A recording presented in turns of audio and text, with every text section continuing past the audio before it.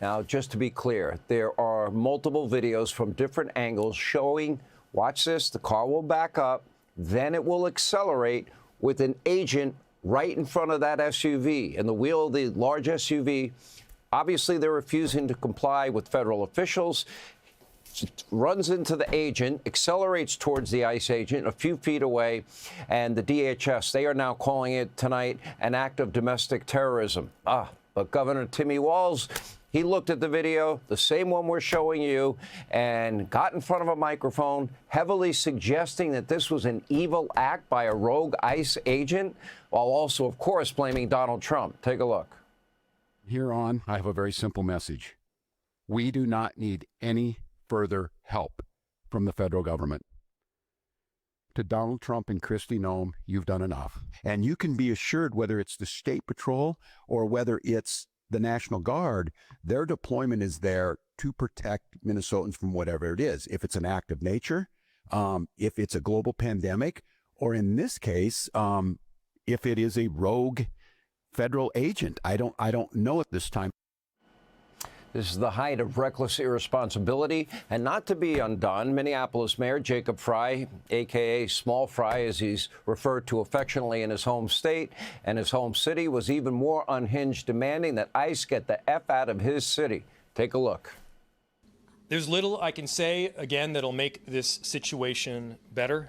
But I do have a message for our community, for our city, and I have a message for ICE. To ICE, get the out of Minneapolis. We do not want you here. Now, maybe he's not familiar with the supremacy clause in the U.S. Constitution, where federal laws, they are enforced by federal agents. That is their job. Or maybe Jacob Frey and Tim Walz are just putting on a show for their radical base, whipping people into a frenzy for political gain. Now, if anyone is doubting that simple fact, just ask yourself the following. Well, where were the emotional press conferences when Americans were raped and murdered by illegal immigrants in their sanctuary state? Did they shed a tear? Did they go on TV? Did they tell the illegals that are violent, get out of our city, get the F out of our city? No, they didn't spend 1 second even thinking about these murders. Remember, during the president's joint session speech before Congress, Democratic members of Congress, they could not even get out of their seats and stand for the families of Lake and Riley, Jocelyn Nungary, two young women murdered by Biden, Harris, Mayorkas, unvetted illegal immigrants, part of the 10, 12, 14 million illegals they allowed into the country but denied was even happening. But, of course, Congresswoman Alexandria Ocasio-Cortez has plenty to say about today's shooting. Now, it fit her political narrative, so she's more than willing to stand up and voice her feigned moral outrage. Why didn't she ever stand for Lake and Riley's family? Why didn't she stand for Jocelyn Nungary's family? Did they ever call any of the victims, murdered, raped, other victims of violent crime all over her city that she loves so much, New York City, ever call any of the families of victims? I don't think so. Not that I know of. Take a look. What we saw today was a criminal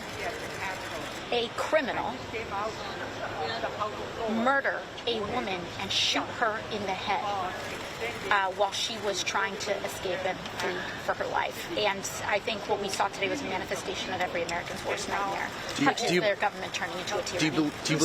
Well, Democrats and AOC, they are busy playing politics and demonizing the agents for the millionth time. Well, she fails to mention that if you get hit or, God forbid, run over by a 2-ton SUV, the chances are you will not survive. In that case, that would be a weapon. That would be self-defense. In fact, every single year, law enforcement officials are killed by people using their vehicle as the deadly weapon.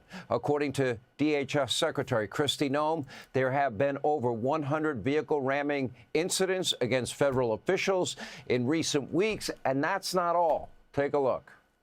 Today alone in this country, there have been 4 different domestic terrorist attacks on federal officers by the ramming of vehicles. 3 of them happened here in Minneapolis. We've seen over 100 of these vehicle rammings happen in just recent weeks, and this must stop. ICE alone is facing a 1,300% increase in assaults against them and an 8,000% increase in death threats against all of them. In fact, the very same officer who was attacked today had previously been dragged by an anti-ICE rioter who had rammed him with a car and drug him back in June. He sustained injuries at that time as well. Hey, Sean Hannity here. Hey, click here to subscribe to Fox News YouTube page and catch our hottest interviews and most compelling analysis. You will not get it anywhere else.